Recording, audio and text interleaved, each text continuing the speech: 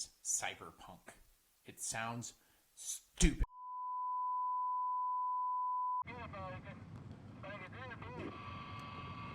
Vamos a jugar en el 43.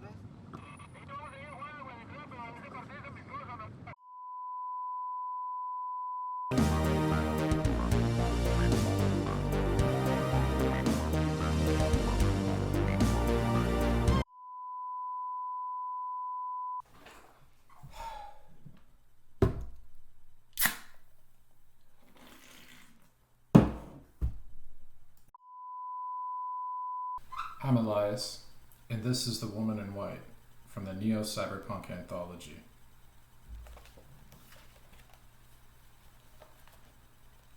A mirror covered the back wall of the ruined church. God reached down to Adam from heaven, but Adam did not extend his hand in return. He held a pistol, and the bullet leaving the barrel zipped toward God's chest. The words "Get Higher" captioned the image in green fluorescent paint. Get higher? You only think of how you can leave. Never how you can make this place worth staying for, Tamol said. The bruiser across from Tamol eyed her with an air of malicious boredom. He wore a ring on nearly every finger and had gold chains piled on his neck so high they touched his chin. Tamol was his shadow by comparison, slight and minimalist. The man spoke in a harsh, low-city accent, clipping the front of syllables and stitching words together. All you think of is staying. You stay where you're told. You do what you're told. You act like they're dogs. They took more than their share during the divide. We intend to take back what's ours. We are owed. On this we agree, Tamol said. The man's eyes flicked to Victoria. They glinted with hunger behind his bored facade. And yet you're happy to take on more of their scraps. You took her in. You raised one of their rats as your own. The man pinned a thick finger on Victoria. 100 eyes burned on her. She shuffled deeper into the ranks of the drowned, but they parted around her like a river around a rock. No one would cover for her. No one but Tamol. They cast her out, like us, Tamol said. The man's belly shook with a deep laugh. No, Tamol, no. Not like us. She was not born here. She can dress like us, she can try to talk like us, but look how she hides behind mommy like a frightened child. He folded his arms across his chest, letting his forearms rest on his gut. No, not like us. Victoria stepped out from behind Tamol and stormed forward. She faced this bullshit all the time. Usually it was some two-bit drug runner hawking stimulants to tourists in the Light District.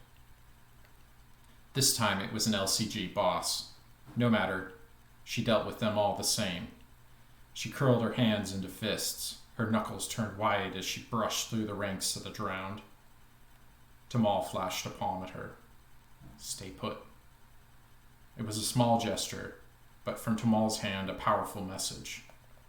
Victoria's heart thundered in her ears and her guts writhed like a pit of snakes. Her adrenaline begged her to bury her knuckles on his jaw, but Victoria froze. Please, understand, Nom. It's not fear that holds her back. It's respect, Tamol said. Nom smiled. Oh, Tamol, won't you let her try, huh? The rat thinks a little violence will make her part of this place. The cold bit of metal pressed to the small of Victoria's back called to her. She ached to feel its grip. See, friends, this is what the drowned offer us. Another obedient little highborn, said Nob, as he exchanged a round of crooked smiles with the LCG members at his sides. Victoria whipped her hand to her back and drew the revolver holstered there. She set the orange tip of the sight on his forehead, and her eyes traced the angles from the barrel to her target. Her biochip did the calculations and affirmed. The shot would be true. Her finger curled over the trigger. Tamol lunged back, his eyes wide as she threw a shoulder into Victoria's chest. Victoria's aim swung wide. The hammer fell, Smoke erupted from the barrel and a chunk of metal struck Nom's shoulder with a sickening smack. The room erupted. Orderly ranks became a raucous flow of bodies.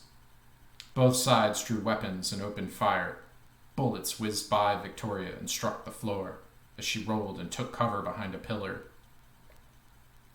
Tamal was running, popping off suppressive fire as she made for a stack of wooden benches at the far side of the church. The blue, synth eyes of a woman in white locked on Tamal. The black sigils on her collar marked her rank above that of even Nom. Victoria watched in horror as the woman trained a machine pistol on Tamal's path. It hummed delicately, and a spray of pink filled the air as a rain of bullets struck Tamal. Tamal's body hit the ground and slid. Victoria screamed as she peeled around the pillar and targeted the heads of every LCG member she saw. Tears welled in her eyes, but she took 3 out with her first 4 shots. She slipped the empty cylinder out of the revolver and jammed in a fresh one. Bodies piled and littered the floor, more drowned than LCG. The other drowned were retreating, leaving her increasingly exposed. She counted 6 LCG targeting her now. Victoria fixed her eyes on the exit, and her biochip projected the path with the highest probability of escape. Her legs pumped. Bullets cracked and sparked off the walls around her as she crossed the church floor and burst through the doors into the streets. Just ahead, a group of drowned took a northward bearing for the 9th circle. She fell in behind them, pushing her body into a sprint while deep sobs choked her breath. She covered the kilometers between the church and the 9th in a blur of pain, burning lungs, burning legs, and a relentless looping vision of Tamal's lifeless body sliding across the floor. She forgot she was running when her home in the 9th appeared on the block ahead. She slowed to a walk as she approached the doors, but instead of passing through, she slammed nose first into the entrance. She took a step back. Blood trickled from one nostril. Her biochip beckoned the door again, but the door refused. She looked up at her window as she wiped the sleeve of her cloak across her face. No authorization. She leaned back against the concrete beside the doors and slid down, letting her legs spay out in front of her. Her mind drifted as exhaustion set in. "You should be dead, not her," a deep voice said. Her eyes snapped open and she looked up to find the barrel of a pistol pressed between her eyes. Jerome held it. He had already changed the sigils on his hood, no longer second in command, but the leader of the drowned. Victoria's voice quivered. "I know." "No, you don't understand. You were not drowned. You never were." He pulled the hammer back. Victoria closed her eyes and went limp. She counted down from 100 while she waited for the bullet to erase her, but it never came. "She wanted you to live," Jerome said. He dropped his aim and slowly released the hammer. "Stand up." "Why?" Victoria said. "I said stand up." Jerome waved his pistol at Victoria, and she scrambled to her feet. He narrowed his eyes. "Run, little rat." He fired a shot into the air, and Victoria sprang into motion. Her feet moved beneath her without thought. Tears streamed down her face. She ran like he told her to. She ran without direction, without motive. Obedient, just like Nom said, she thought. Victoria ran until she was deep in the outskirts and the streets filled with water. The crowds evaporated. Lonely addicts slogged through the flooded corridors and fought over anything that floated through. They eyed her, some with suspicion, some with desire. She removed her revolver from the concealed holster at her back and brandished it at any who dared to notice her.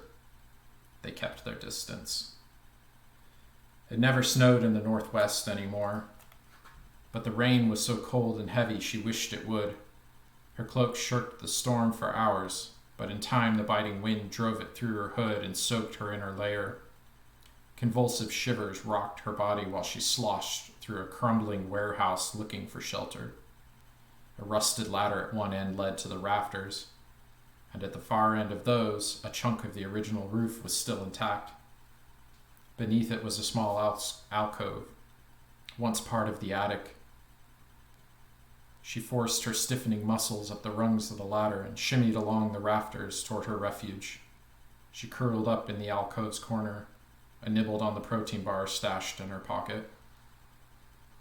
A pair of yellow eyes shined in the dark at the other end of the attic.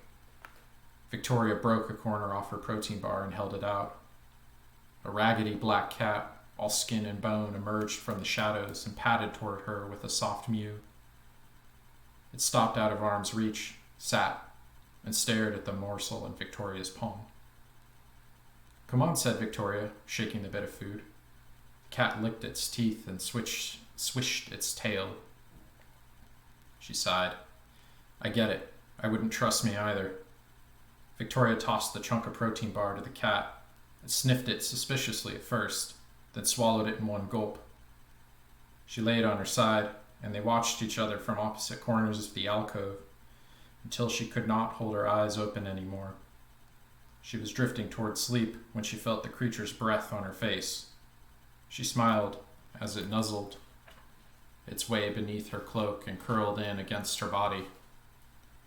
Neither of them had much to offer, but the tiny amount of shared warmth was a welcome gift.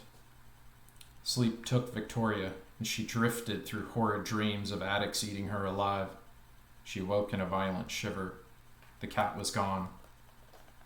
She lifted herself upright. Her shoulders and hips ached from a night spent on concrete. The sun burned a gloomy gray behind a flat sheet of high clouds. She needed to move. In wet clothes, without proper shelter or fire or any food left, she might not survive another night. Working her way back across the rafters, she dropped down the ladder to the street.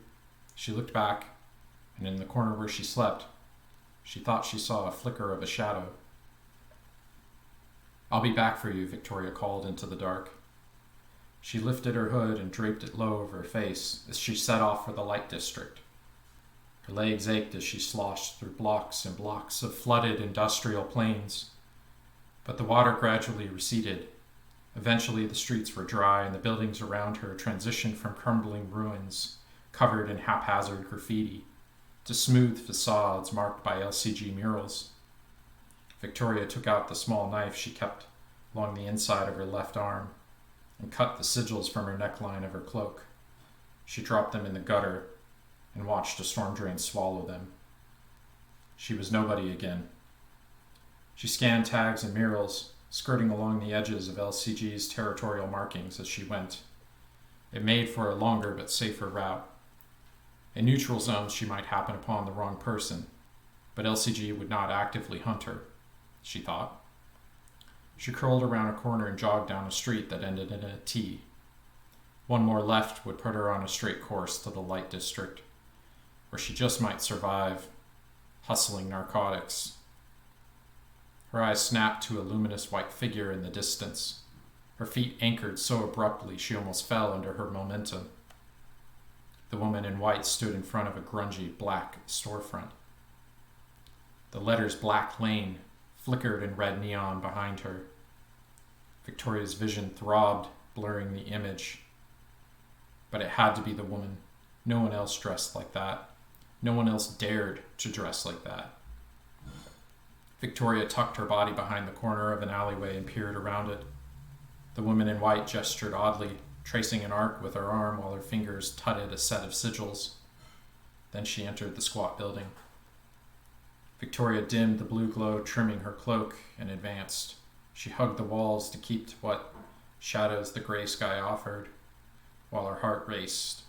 She ducked behind a low wall at the edge of the intersection in front of Black Lane, a stone's throw from the entrance, and waited. An hour went by before the door swung open again.